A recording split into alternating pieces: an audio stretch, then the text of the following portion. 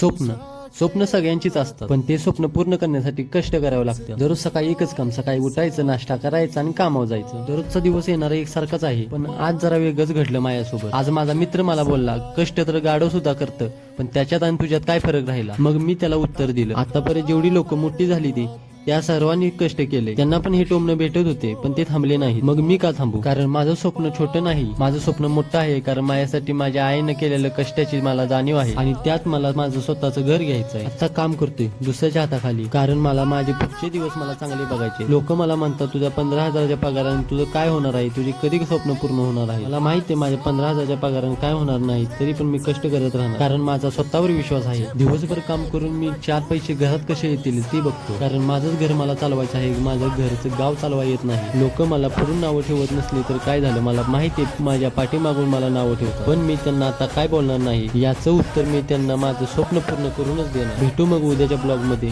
Jai Maharashtra.